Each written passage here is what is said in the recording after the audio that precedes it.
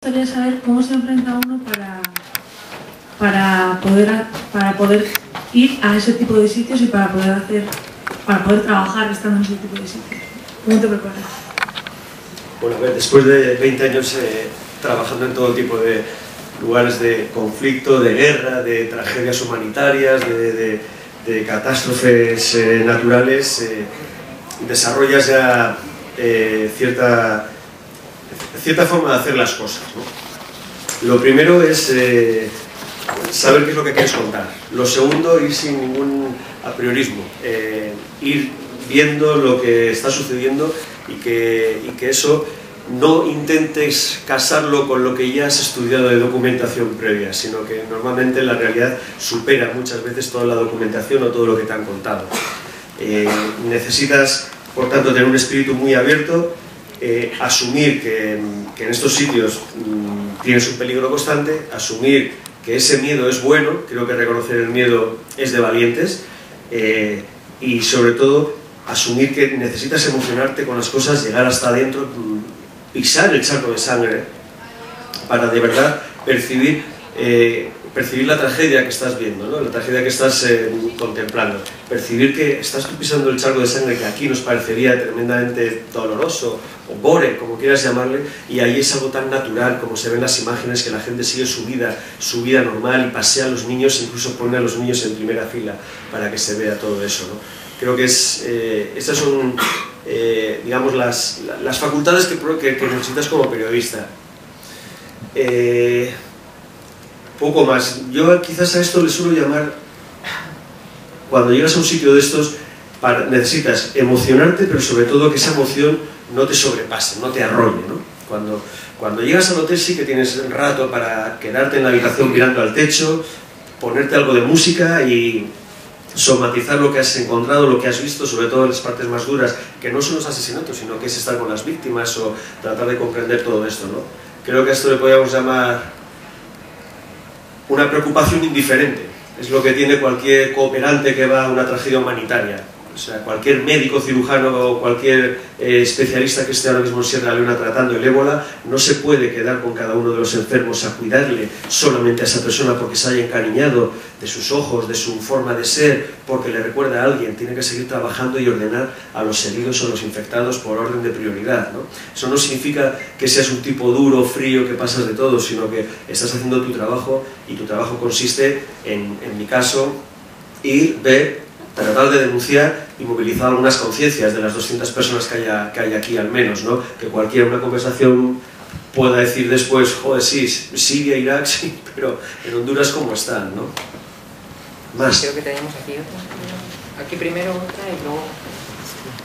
¿Pasaste miedo en la escena esta que estás con los dos, que tienen la pistola en la mano y porque a uno se le va la olla y... Claro. Siempre hay cosas que no se pueden sacar y otras cosas que no tienes oportunidad de grabar, ¿no? Para llegar a esta gente... A ver, yo defiendo que el periodismo es una mezcla, ¿no? de preparación, de constancia, quizás de talento, no lo niego, pero sobre todo de tener mucha suerte, o sea, de tener una flor en el culo, y yo considero que tengo una flor en el culo. También es verdad que te tienes que meter en el barrio de Chamalecón para encontrarlos, ¿no? Y yo llevaba ya casi un mes y pico intentando contactar con marineros desde aquí, desde Madrid, a través de una serie de fuentes, y todas se cegaron, se fueron constantemente cegando, porque no se fiaban, porque no me fiaba yo del contacto con el que llegaba, y al final surge de la manera más inopinada, que tampoco la voy a contar, porque al final si no descubres cómo has llegado, ¿no? Pero muchas veces es muy sencillo, es el camarero que te sirve el desayuno todos los días en el hotel, el taxista que te lleva ya un par de veces con el que te has encariñado, es bueno, habla inglés y dices que venga mañana, y al final es esta gente la que te dice, pues tengo yo un primo, o tengo un compañero de clase, o mi vecino es, y a veces llegas de esta manera. Para llegar a estos tipos tuvimos que pasar una serie de pruebas, digamos, en la que, por resumir, la llamada de contacto se produce en un lugar determinado donde el tipo al otro lado del teléfono me está diciendo sal al medio de la calle, avanza un poco, yo te estoy viendo, quiero ver qué pinta tienes, y entonces tú sabes que te está poniendo a prueba. Sabes que está viendo tu actitud y tu expresión corporal tiene que ser muy determinada también. en estos casos necesitas mostrar respeto, porque claro, el tipo te está hablando por teléfono y te está volviendo loco con lo que quieres preguntarle, no puedes cagarla a la hora de decir qué es lo que quieres, pero tienes que mostrar respeto y a la vez que no le tienes miedo. Fundamental, que no le tienes miedo a ese tipo. Yo estoy aquí, estoy a tiro, puedes hacer conmigo lo que quieras. Y luego que estamos en una época, es verdad, que la globalización tiene cosas buenas y cosas malas. Ahora cualquiera llegas a un sitio de estos y te googlea. Te googlea. Hay un tal John Sistiaga que quiere entrevistarte y solo tiene que meter tu nombre en Google para saber si eres quien eres y qué has hecho. En otros entornos, pues mi pasado como reportero en algunos lugares puede jugar en contra. En estos entornos siempre juega a favor. El hecho de que te hayan visto, que eres un tipo pues, que te has movido en lugares de conflicto, de guerras, que te han sucedido una serie de cosas, que has vivido en cierto peligro, que conoces el miedo, que conoces la muerte, son longitudes de onda en la que esta gente trabaja en su día a día. Entonces, digamos que consigues enseguida empatía con ellos. Y luego, ¿por qué no decirlo? La empatía se consigue de muchas maneras, y a veces a estos hay que jugarles saber qué tipo de arma tienen. ¿Sabes? Y si tienen buena puntería y ese tipo de cosas que les gustan a ellos que nunca tendrás una conversación normal con otra persona, pero sabes que esa es la longitud de onda en la que ellos trabajan, ¿no? Todo para conseguir que te hablen. Estos tipos puede que estén muertos ya, no tengo ninguna duda. Desde luego puede que mueran en breve, en muy breve. Y cuando hablas con ellos y pactas antes de grabar todas esas imágenes, les dices: esto se va a ver en España, pero tú sabes que llega por YouTube aquí. Tú sabes lo que estás haciendo, estamos todos de acuerdo, no voy a recibir luego una llamada en España diciendo que no me vas a buscar. Puede pasar, ¿no? No puede ocurrir, pero digamos que delimitas un poco las reglas del juego antes de ponerte a hablar con ellos. El elemento de que al final, bueno, uno ya tiene experiencia en esto, entonces la entrevista se produce justo antes de comer. Es una hora en la que ellos todavía no se han metido ningún tiro, ¿de acuerdo? Porque si esta entrevista la haces en las horas nocturnas, después cuando ya están de medio juerga, se han metido unos tragos, están mamados y encima se han puesto hasta arriba de farla o de metanfetamina o lo que sea, ya es absolutamente imprevisible. Por mucho que esté cerrado, una respuesta o una pregunta mal hecha y al tío se le va la olla y ya no lo controlas, ¿no? Es muy inquietante de todas maneras el plano, porque tú estás hablando con uno, pero hay uno en el centro que se está mirando todo el rato con la pistola. Claro. Y es que ese es el que realmente resulta inquietante, ¿no? Sí. El que está en el medio, ¿no? El que a mí me hubiera gustado que fuera en otro sitio, la entrevista. Yo tenía pensado en otro lado. Todo el rato siguiendo los dos con pero al final ellos vamos andando y al final abren una puerta, una cancela, el tipo dice: ponerme un bandera ahí, alguien que controle, y te meten dentro de una cancela y te meten dentro de una habitación en la que yo no paso y le digo: prefiero hacerlo aquí por la luz, tú sabes. Sí. Hay un momento hecho que se va dentro. Pero mejor no estamos más ya, pero es que ahí dentro no se va a escuchar, la imagen fatal. Claro. No es mejor hacerlo fuera aún así. No, hay un momento incluso que se va, estás hablando y él se va adentro, habla con alguien, sí, y vuelve a salir. ¿No? Eso no es, eso con quién hablar, bueno, es inquietante. Si tienes... La entrevista yo lo hubiera hecho de otra manera, insisto, en otro plano, pero bueno, era no, así o de alguna manera, ¿no? Había otra pregunta, creo, allí. Sí.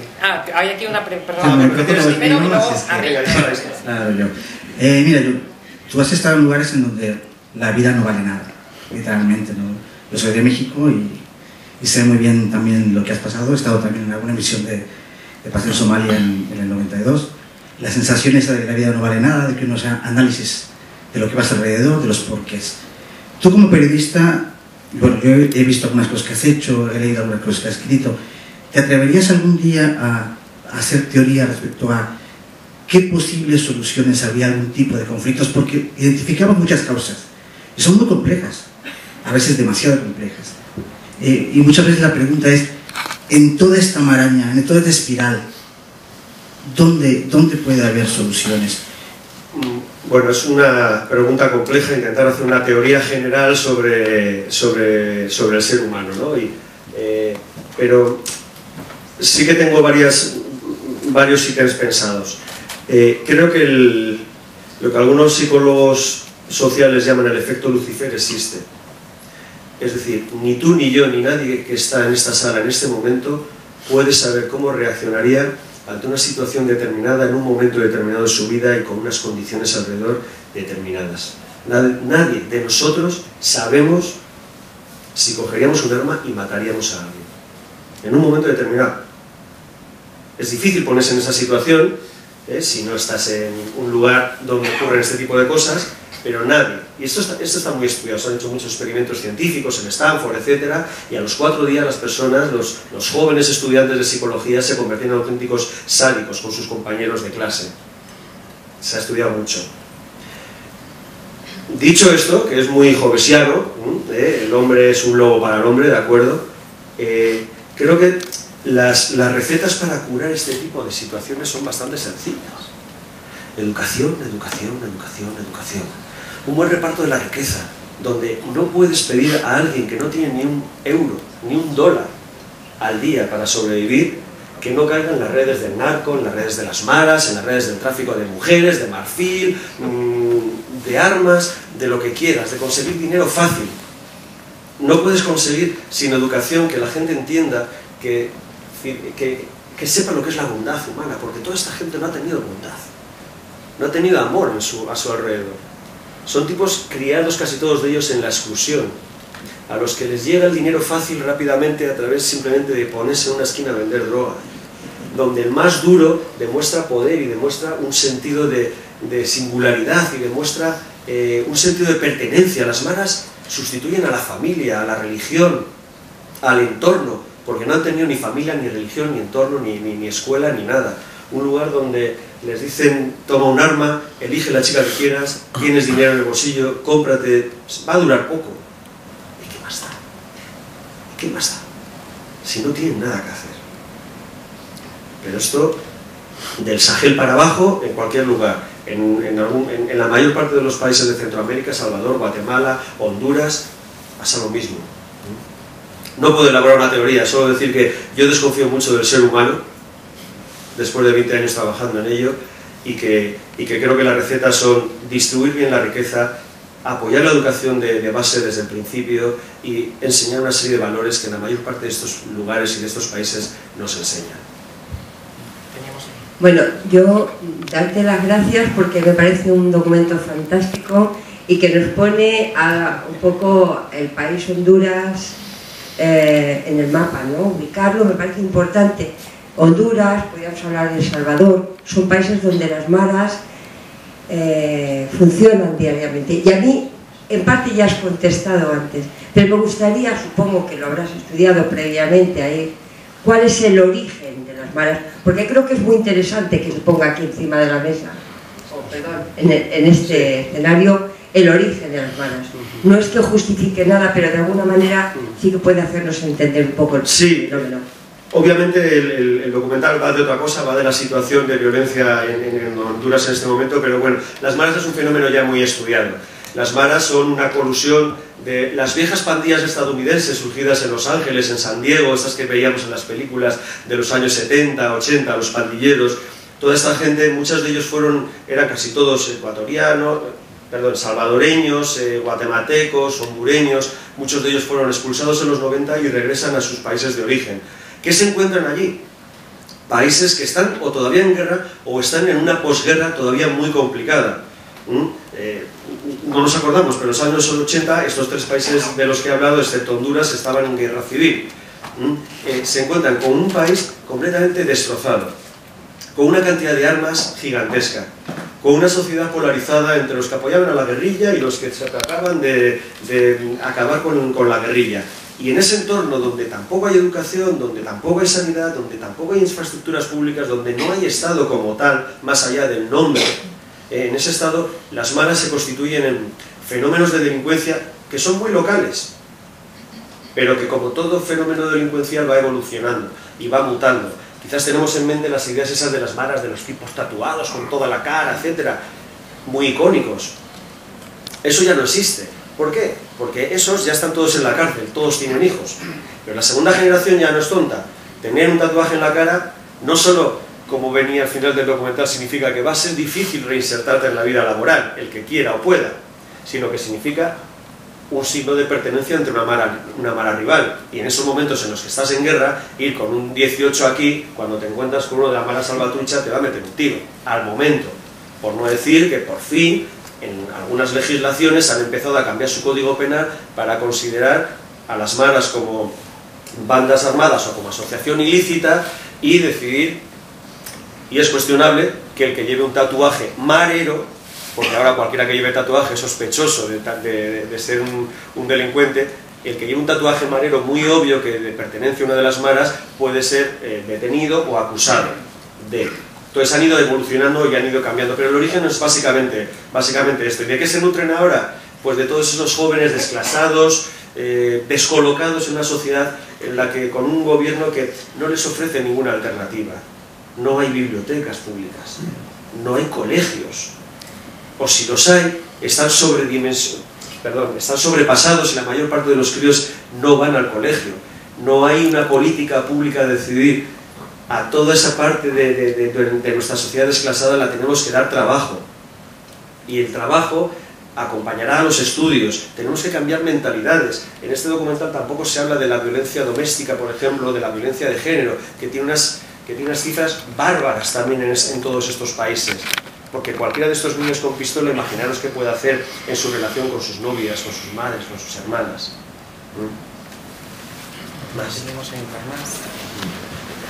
Dos preguntas así muy concretas. ¿Cuánto tiempo tardasteis en rodar todo esto? O sea, ¿cuánto tiempo estuvisteis en Honduras? Y luego, estas secuencias, cuando entráis a ver los cadáveres o eso, ¿qué tipo llevas? ¿Estás tú y el cámara solo? ¿Hay más gente? Porque a mí me parecen terroríficas. Sí, ahora las producciones de este tipo de documentales se hacen relativamente fácil y pronto desde España prácticamente. Ese intercambio de emails, tocar las teclas adecuadas y más o menos cuando tú vas ya tienes una agenda establecida de lo que vas a hacer cada día, ¿no? Luego, como suele decir un amigo mío, esto se va a la mierda, ¿no? Porque al tercer día de estar allí ya has grabado 12 cadáveres. Podéis contarlos. Y dices, ya tengo el documental, aunque tienes que ir a por más cosas y tienes que tratar de explicar más cosas, ¿no? Ese es el factor suerte, que a los 12 días Tegucigalpa y San Pedro Sula ya te han dado una cantidad de cadáveres como yo hacía tiempo y tiempo desde mi último viaje a México que no veía en las calles, ¿no? Vamos 2 personas, no tienen los recortes, que ahora viajamos el cámara que va conmigo, Hernancín, y yo, que yo llevo otra cámara, más una GoPro pequeña que se la das al taxista o se la das bueno, pero básicamente vamos 2 personas. Todo, yo creo que tuvimos suerte en tener un buen contacto que nos iba avisando de lo que iba ocurriendo cada día, porque muchas veces llegamos incluso antes que la prensa local. Las imágenes que grabamos también fueron un reto, porque las imágenes que grabamos, por supuesto, son muy crudas. Hay mucha más imagen. Intentas grabar en ese momento de tensión, donde tienes apenas 5 minutos, 3 para grabar algo que sea emitible. Y es complicado, porque es complicado grabar un cadáver para el público español. Aquí ya estamos acostumbrados a el cadáver no se saca, o el cadáver se le tapa enseguida. Yo lo que quería, de alguna manera, rozando que me considere o que el documental pueda ser acusado de que no sé, de amarillismo o de que juegue un poco en el límite, quería demostrar lo fácil que es el acceso al muerto, o lo cotidiano que es que salgas a la calle a coger el autobús y a ir a tu trabajo y te maten, o maten a alguien al lado tuyo. Quería demostrar esa sensación que para mí fue también trepidante. De acuerdo, la música acompaña un poco para dar esa sensación, pero era la que teníamos allí. ¿Cómo? ¿Que acaban de matar a otro aquí, al lado? Vamos corriendo. No, en coche, vamos corriendo, que está aquí al lado. Y esto ocurrió en 3 días, dejamos ya de grabar. Al tercer día, dejamos de grabar asesinatos. Ya nos llamaban y ya no íbamos. ¿Para qué más? Un descabezado, un no sé qué. Ya no grabábamos más, porque ya se trataba de visualizar el contexto, ¿no? De hacer las entrevistas pausadas, tranquilas y de entender todo eso que ya habíamos visto, pero ya te podías enfrentar a un vicepresidente de gobierno hondureño y que no te toreara, y que no te dijera, no, aquí no, o aquí ocurre, no, ya lo habías visto por ti mismo, ¿no? Ya no eran cifras que habías leído aquí en Madrid. Sí, teníamos que leer otra. Primero quería daros la enhorabuena al equipo, porque me parece un documental brutal. Luego una curiosidad, y es si habías estado antes en Honduras, o si lo conociste sobre el terreno. Y luego, una pregunta, si has visto algo en Honduras que no hayas visto en otro país del mundo, si tenía algo nuevo para ti. He estado en Honduras, estuve en el 2008 a raíz del golpe de Estado contra el presidente Ayala. Yo creo que la situación se ha complicado, ha endurecido mucho más desde aquel golpe de Estado.